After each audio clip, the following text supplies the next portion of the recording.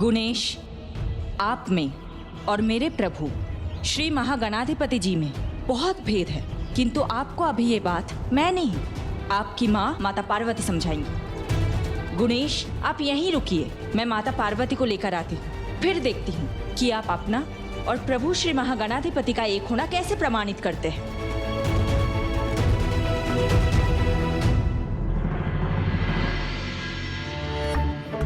गुणेश, गुणेश, तुम कहाँ थे? हम तुम्हें कब से ढूंढ रहे हैं। मित्रों, मैं तो यहीं था। ढूंढ तो हम भी तुम्हें रहे हैं कब से। तारा, ना ही तुम्हें कोई ढूंढेगा और ना ही तुम किसी को मिलोगे, क्योंकि तुम्हें मिटा जो देंगे, पर सबसे पहले त्रिलोकनाथ सिंधु के सामने ले जाएंगे, उनके चरणों में पटकेंगे और वही तुम्हारा अंत होगा।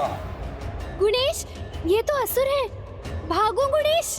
नहीं, माता अहिल्या का आदेश है, इसलिए मैं तो यहाँ से हिलूंगा भी नहीं। भागो गुणेश, भागो भागो। माता का आदेश नहीं, हमारा भय है, जिसके कारण ऐसे जड़ हो गए हो तुम बालक। चलो, अब चलो हमारे साथ।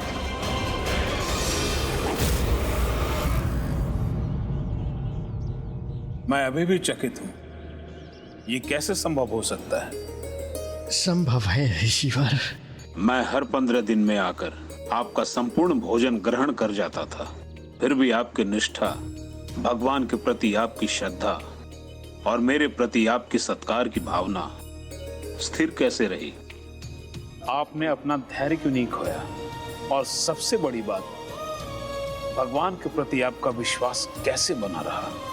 ऋषिवर, आप तो सर्वज्ञानी हैं, भली भांति आपको सब कुछ ज्ञात है।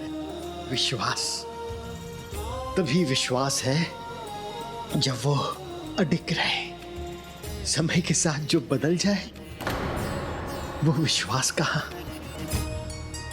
मेरा पुत्र प्रभु महागणाधिपति जी का अपमान करे? असंभव। देवी अहिल्या, गुणेश के प्रति आपके अविश्वास से मेरे हृदय को पीड़ा पहुंचती है, किंतु आप सभी की बात मानकर मैंने उसे उस दोष का दंड दिया जो उसने किया ही नहीं। माता, मैंने अपने नेत्र से जो देखा है उस पर अविश्वास कैसे करें? आप स्वयं चलकर देख लीजिए। उचित है, यदि आपको इसमें संतोष मिलता है तो चलिए। आइए।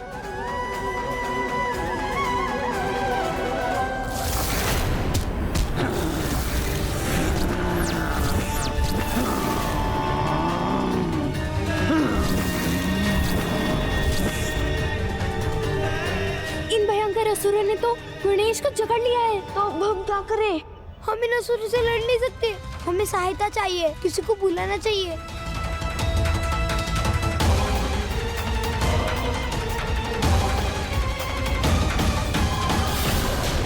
गुणेश असुरों की जकड़ में?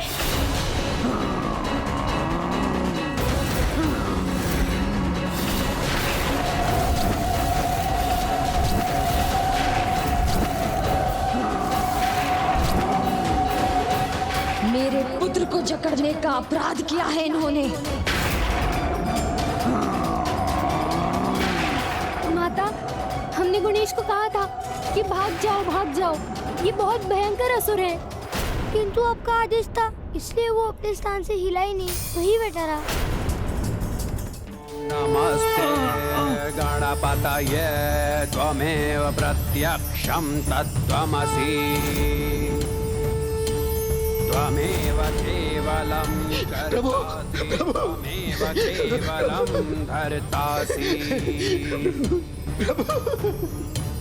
मुझे पूरा विश्वास है प्रभु, मुझे पूरा विश्वास है कि मेरे प्रभु मुझे दर्शन देने आ रहे हैं, दर्शन देने आ रहे हैं, दर्शन देने आ रहे हैं, दर्शन देने आ रहे हैं। तुमासि नित्यमृतं वच्मि, सत्यम वच्मि।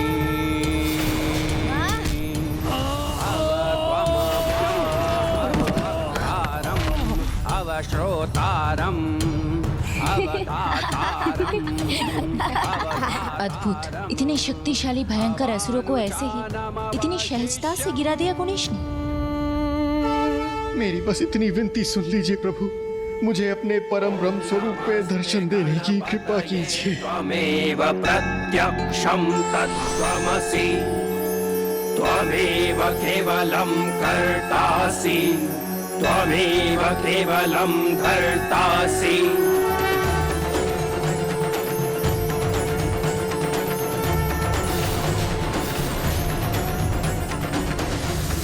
बालक, कैसी भी माया कर लो, कैसा भी रूप धर लो, किंतु आज हम तुम्हारे प्राण लेके रहेंगे और जीवित नहीं छोड़ेंगे तुम्हें।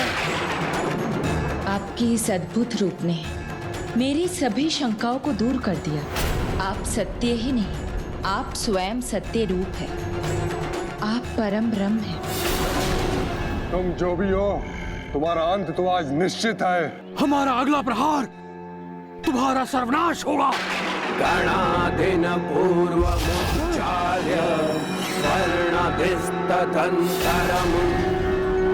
अनुस्वारः परतरः अर्धेन्दुलसितम्।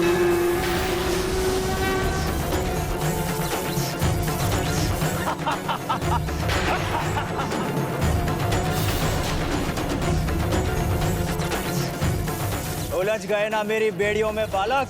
मुझे बेड़ियों में बांध सको इतनी शक्ति नहीं है तुम में।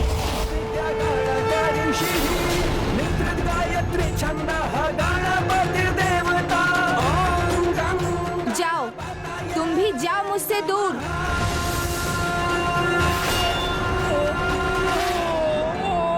मेरा खड़ग पल भर में तुम्हारे सिर को धड़ से विलख कर देगा।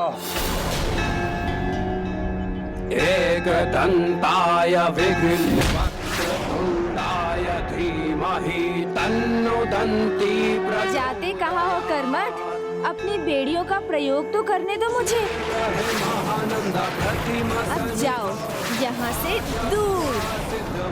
अब ये तीनों दुष्ट उस सिंधु दुष्ट के सामने अपनी अंतिम श्वास लेंगे। मित्र गणेश की जय, मित्र गणेश की जय, मित्र गणेश की जय।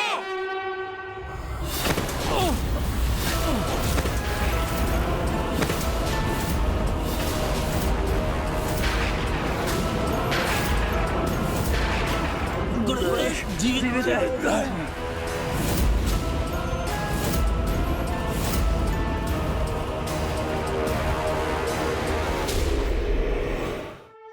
हे प्रभु, हे पालनहार, मुझे क्षमा कर दीजिए। आप ना वो स्थान लेंगे जो आपका ना हो, ना वो भोग ग्रहण करेंगे जो आपको समर्पित ना किया गया। प्रभु, मेरे ही दृष्टि में दोष था जो मैं आपको पहचान ना सकी। रह रहकर आपके प्रति मेरा विश्वास। नहीं माता, इसमें आपका कोई दोष नहीं। आपने तो केवल एक माता का धर्म निभाया है जो सर्वथा उचित है, किंतु किसी को परखे बिना विश्वास करना तो आंख मूंद कर विश्वास करना होता है, जो उचित नहीं। विश्वास में उदय है किंतु अंधविश्वास में पतन। और जो विश्वास के योग्य नहीं उस पर तो कभी विश्वास नहीं करना चाहिए।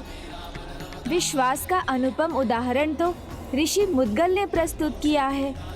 महर्षि दुर्वासा बार बार उनकी परीक्षा लेते रहे और ऋषिवर बार बार उसमें खरे उतरे। उन्होंने सभी कठिनाइयों में भी अपने विश्वास को पल भर के लिए भी नहीं डिगने दिया और मेरे दर्शन के लिए अपने व्रत पर स्थिर रहे। किंतु अब आपकी परीक्षा संपन्न हुई ऋषिवर। आज आपका व्रत पूर्ण होगा। मैं आपको अपने परम ब्रह्म स्वरूप के दर्शन का आशीर्वाद देता हूँ। आपको मेरे दिव्य दर्शन अवश्य प्राप्त होंगे।